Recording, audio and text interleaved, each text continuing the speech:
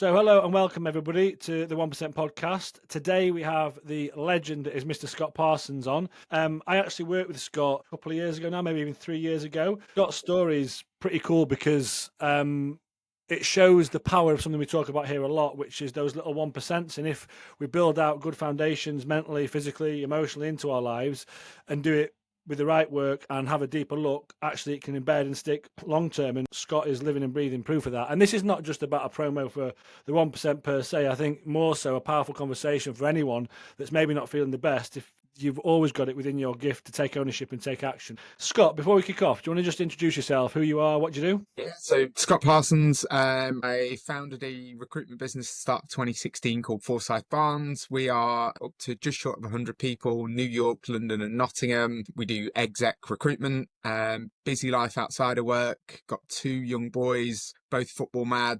I'm football mad, sports mad in general. So busy life. Yeah, and I can totally relate to that, yourself included. I guess everything you said there, you want to be able to show up, thrive across all areas there, just like everyone else. We've got loads going on and we want to make sure that we're our best. That being said, let us kick off the conversation. And I think a good place to start or kind of to rewind, like we said, a couple of years back into the past. You're sitting here today, and we're going to discuss this as well. Business thriving, kids in a good spot, you're in a good spot, and also made some cool business decisions off the back of where you're at, which we're going to discuss. What was going off back then, like when you decided to reach out and have a conversation with me? Because your story and where you were will resonate with probably quite a lot of guys. So what back then? I thought I was fine, to be honest, and I probably was fine to a point. But your message absolutely resonated and landed with me. I get a lot of messages on LinkedIn, and your message was along the lines of, is everything going well in home life and family? Is everything thriving at business? But you know yourself, you're not completely optimized. You're not operating at 100%. You're probably not happy with the way you look. You've just used to be into kind of sports and fitness, and then that's the thing that slipped to prioritize the kids and business. And I was like, how does this guy know me? He's absolutely got me down to a T. Like, I need to reach out to him. I wasn't looking for kind of a program like this one or anything like that. It was just that message was just like, you've absolutely nailed it.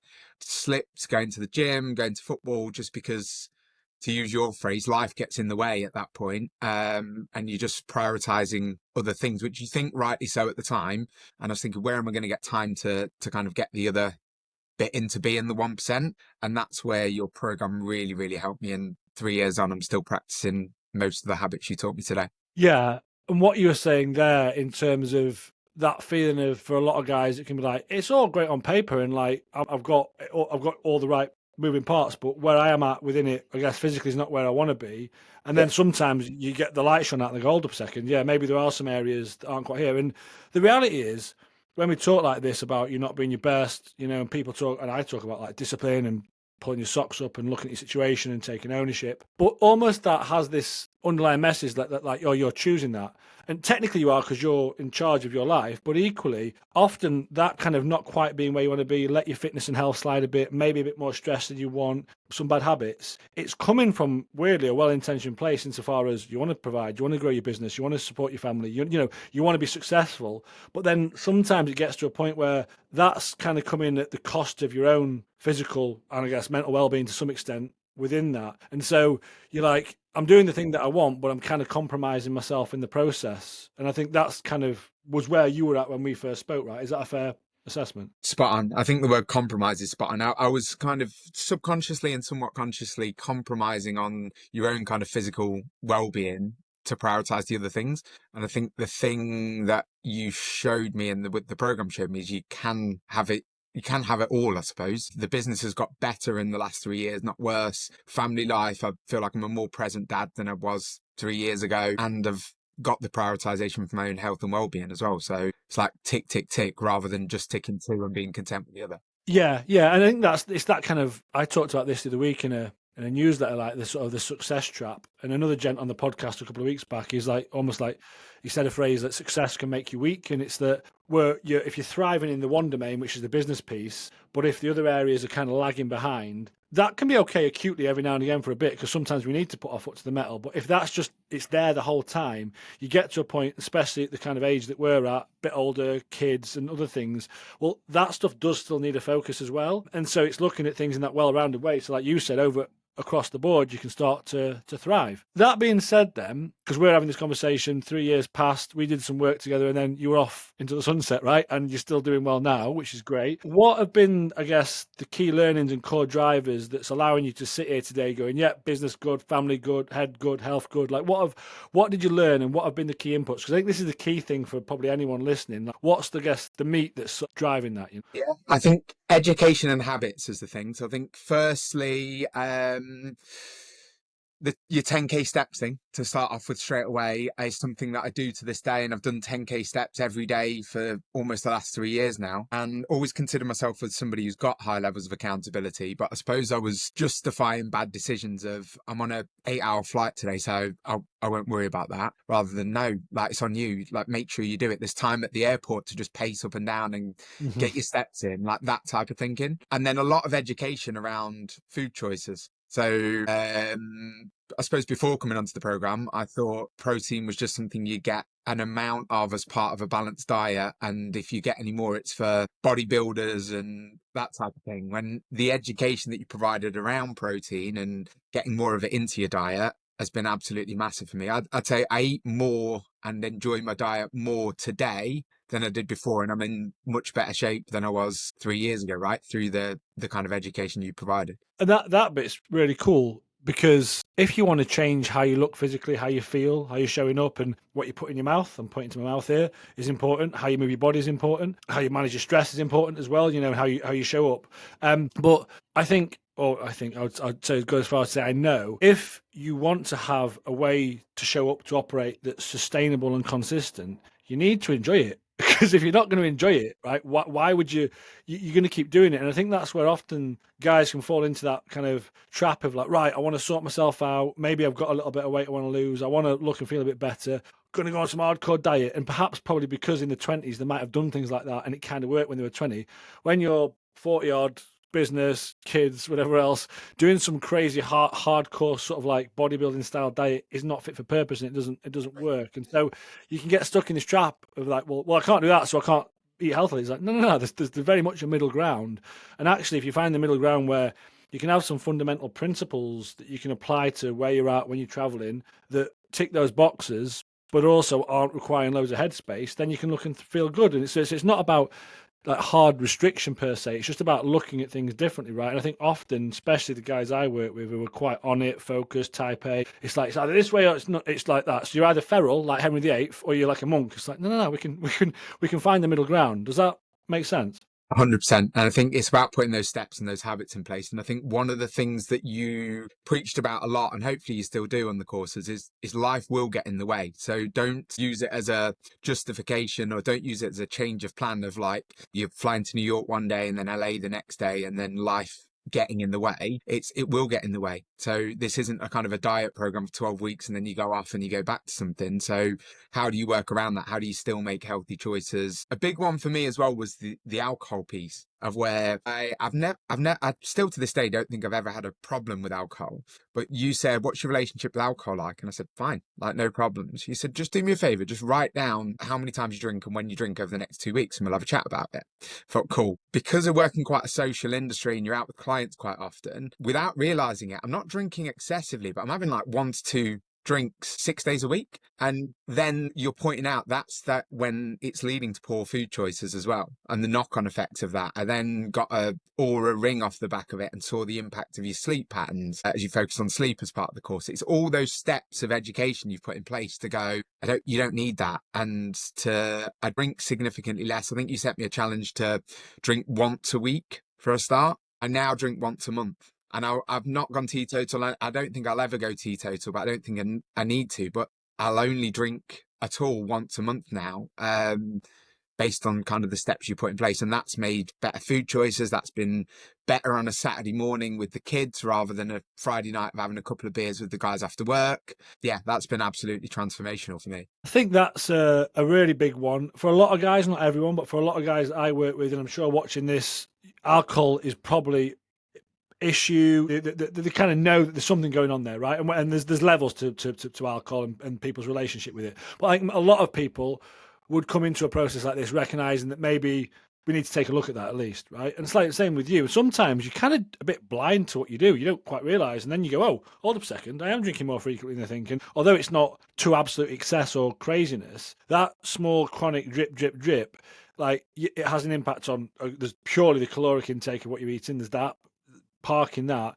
It affects your sleep. I remember what you said when you got the Oura ring. I remember you saw that and you looked at your sleep and you saw your data and you're like, I cannot believe like the difference that makes. You know, when you see I don't drink, and then you drink, and then you see all your data sort of skew drastically. And so it's ultimately, I think, and it isn't a program about me, it's ultimately getting into a better place and a better relationship with alcohol, and using a tool like, okay, well, I'm going to ask you to drink once a week. If you do that, you could, in a process like, you know, you're working, you've invested some money, you're in a program, right? Yeah, fuck you, Luke. I'm just going to drink once a week. Can't wait till I can drink again. It's kind of not in the spirit of what we're looking at, right? You go, well, why are you drinking every day? And do you have to drink every time you go out with clients? Yeah, because it's important. Well, could you try it once not and see how you feel? Do it. Oh, it was all right. And so it's about challenging those assumptions and behaviors and habits and going, well, maybe there's another way. And it's not for me to say or judge. It's just to empower you to get to a place where you're comfortable. And you're saying now you drink once a month. I think that's fantastic, but it seems very conscious and mindful. And that's kind of the point we want to get to. And this feeds into what you said there, Scott. You said, you know, do we still like look at life getting in the way? 100%. In fact, I did a voice note in the program yesterday because one of the guys was like, oh, this is happening, life's getting in the way. I said, life ain't getting in the way. It's called life. It's always there. There is no getting in the way. It's constantly going to be there and constantly going to be testing you. And so anything that we do needs to be resilient and flexible to that. And I think an overall mindset, I believe, to foster, but I think all men need, and women as well, but men, is that like something happens, not fuck everything. What can we do? How can we adapt? Be that with alcohol, be that with travel, be that with whatever. And I think that's very much part of the process. It's not, we don't have one binary fixed way of operating and that's it. Because I remember we said you travel a lot with work. I think when you first started, I'm traveling, is that good? You're like, what do you mean? I was like, well, we need to work on that, right? And so you need to be able to know what to do when you're traveling, when you're at home, and so on. And so, yeah, very much the life part is part of the process. I'd say probably the most important part because life prods you constantly, and you need to be able to react appropriately. Yeah, agree. And there's quite a lot in what you said there. I think most people who come onto the course are successful in what they're doing anyway. So if you said to them, don't drink, they'd be like, fuck you, I'll do what I want, thanks. Whereas it's the coaching, it's the education, it's the challenging, it's the question, and say, all right, keep a diary, and then it's a challenge you to do this. And then the more and more you see it and the impact, I'm from I suppose generation, I'd say, makes me sound really old, but where your mates will say, yeah, you'll sleep loads better after you've had a glass of red wine or like a pint or something like that. And then the stats and the data just show that's not the case. Like, No, right? it's not. So it's like the kind of the education piece that comes with it. Yeah, and I can relate to that because you have a beer or a glass of wine, fall asleep really easily. You don't stay asleep, and that's the thing. Yeah. But again, it's like you said, it's the education. And I think part of what I do, and I guess part of any process of change, if you're not feeling great, is of course you need to build in some new healthy habits and things that are going to serve you, but they need to be fit for purpose and fit with you in your life. But we also need to look at the bits that aren't working. And more often than not, say the alcohol piece, it's a good one to look at because I sort of say that it's not really the alcohol potentially. I mean, yeah, okay, if you're drinking 5-6 days a week, we want to look at that, and of course that does have an impact. But it's like why? And so, you know, maybe not you so much, Scott, but for others, it's like, oh, I've had a shit day, half a bottle of wine. If you feel like you need alcohol to do that, that would indicate to me there's various things elsewhere in your day or week that aren't set up or serving you that you need to use the alcohol to relieve that stress. Like date night with the missus, few beers with your mates, crack on, right? Why not? I mean, it's not for me to say how you should drink, but really that seems like the better use for it.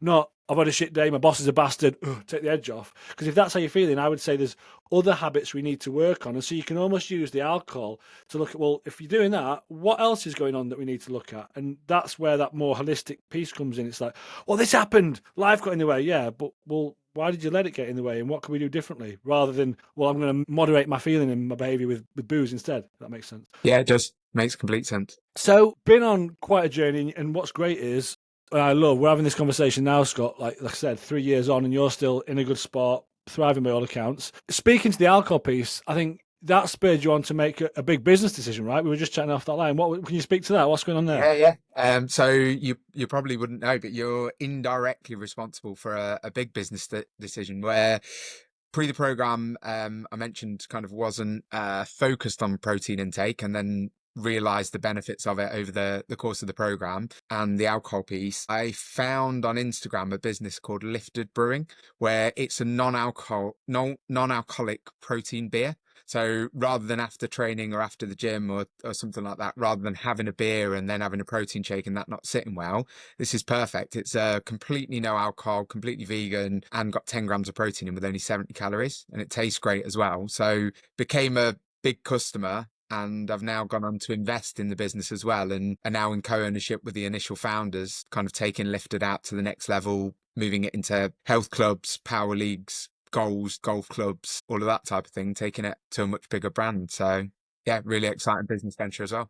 Well, that's really exciting. I think, like we said before we press record, had you not done some of this work on yourself and made these changes and sort of embraced your health mindset and the rest of it, that probably would have been a conversation you wouldn't have been having. And 100%. actually, you've now been able to invest in something. And what's cool about that is it's not only, I'm sure it's going to be a great financial investment. There's all the data shows that those kind of businesses are doing very well, but equally it's a business that helps other people as well. Because not that, again, my program isn't about pushing sobriety. I know you're not talking about pushing sobriety, but for people wanting to have a healthier alternative and creating a product that can do that, I think that's a fantastic thing to have in the market. Yeah, exactly that. A healthy beer. So But yeah, who'd have still be thought? Who'd have thought social and still have a beer.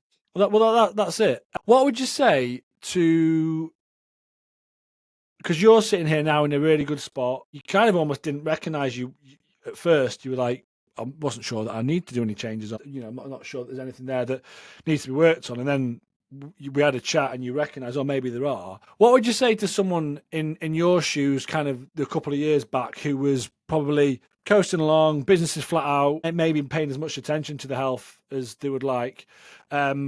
And let's say they're watching this, not knowing where to start, and not regards working with me per se, but someone in that kind of situation. What would you say to someone like that? Because you can say this now, 3 years on, you're in a really good spot, right? And you've embedded some great stuff. So what would you say to somebody, or almost like yourself a few years back? Yeah, I'd say don't settle is the first bit of, rather than, I think looking back, I was settling for, sounds awful settling, but great business, great family. But then there was other things that were missing that I wasn't prioritizing. And I thought that by putting energy and effort into myself, health, well-being, and that type of thing, that would be sacrificing one of the other two. That's not how it turned out at all. And that was my initial concern when I jumped on a call with you, is to say, I don't know where I'm going to get the time for this. I know it's important, but I don't know where I'm going to get the time for it. And then you work out as part of the program how it fits in around your life rather than needing to sacrifice anything else. And you can, like I said earlier, you can have it all where you're focusing on your own health and well-being, but you're also being a great dad, family still going incredibly well. I'm even found more time. I've now run my son's football team, for example, of just Nice. you're just finding more time to be present and do great things with them whilst the business is thriving, whilst I've taken on another business with kind of the Lifted Brewing protein beer. And a lot of that's been made possible by you putting in place the right education and the right change in habits rather than any kind of crash diet or anything like that. I've not done anything on that course where I didn't like it or I didn't want to do it. They're all better lifestyle decisions that I much prefer now. Like I said, I much prefer my diet now. I don't miss anything from what I was eating or not doing in old life or anything like that, which I think any other diet, you're almost waiting to get back to, oh, I can't wait until I'm not doing this or not eating this or something like that, which definitely isn't the case. So definitely reach out for a conversation and it could change your life for the better. Yeah, thank you for that, Scott. And what you were saying in terms of this sort of like, not when we, like you said, when we first spoke, and again, I'm sure lots of people can relate to this. I don't think I got time on. Maybe now's not the right time. And when you're in the thick of it and you've got maybe some compounding bad habits, it's hard to see that, right? Well, I don't. Like, we haven't materially changed anything about your life. And this is the beauty, I think, of real personal development. In fact, like you said, you've got more stuff going on. I'm sure business has got bigger and busier. Yeah. You've got another business, you've got your son's football team. But what have we done? We've enabled you to show up and feel better about yourself and be healthier, fitter, mentally more acute within that. And I think that's the core difference, right? And so the time's always there. We just can't necessarily see it. And or you're spending your time on other things that maybe aren't working, that you're blind to. And so by having a bit of a deeper look and remixing some of those habits and putting some healthier behaviors in there, you become the sum product of how you want to show up. And like you said, it's not a wagon that you're falling on or off, you've got a framework of how to show up, which feels good. So you want to keep doing it versus I'm following a plan for this amount of time. And then when I get there, it'll all be magic, because that doesn't work, because Yeah. you're not actually addressing the fundamentals, right? It's a constant improvement piece. And I put a diary reminder in every Monday at 8 p.m. Just a quick half an hour thing to say, am I still following the 1%? Of just like a check yourself once a week type thing. And pleased to say, like, 9 times out of 10, you're going, yeah, sweet, all good, carry on. But there's that one time when you look at it and go, right, I can make a slight tweak here or a slight improvement here and get back on track. That's the bit I love, though, because that'll happen sometimes. Like, and this is the thing about, I think if any of us want to show up as our best, is that that whole life getting in the way or life happening, it's always going to happen. There'll be some weeks where it's been a shit show for whatever reason. But if you've got that little check-in to go, hold up a second, right, what's gone off? Well, that. Oh, I can improve that next time, and here we go, and keep going. Versus, oh, it's all gone wrong now, let's just stop. And I think that's the key, isn't it? Not being able to stop, and also being able to check in with yourself and go, okay, well, that was a bit crazy, or you know what, that did fall over, but fair play, because X, Y, Z happened. It was pretty intense. And just being able to be more conscious around what you do allows for this stuff to continue. That whole, continuous. You are a project, and it's a continuous work on it, right? And some weeks it'll be great, and others not so much. But as long as we keep going, we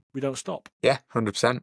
Awesome. Well, on that note, Scott, as we've said, I know you're a busy man, so I won't cannibalize any more of your time. Thank you for coming on and having another chat. It's been really beneficial. I've got a lot out of it. I know anyone listening will have, because I'm an example of, you do the work, you have a look, you build some healthy habits, you let them live and breathe for a little bit, you work on the stuff that's not working, and you end up where you are. And of course, there's a process people can work with me on that, but I firmly believe anyone is capable of doing it, right? But I think the first part is really, like you said right at the start, it's being able to say, actually, if I'm really honest, maybe there are some bits that aren't quite working here. And once you do that, it's like, right then, we can get our hands dirty and do something about it. So thank you for coming on and discussing that.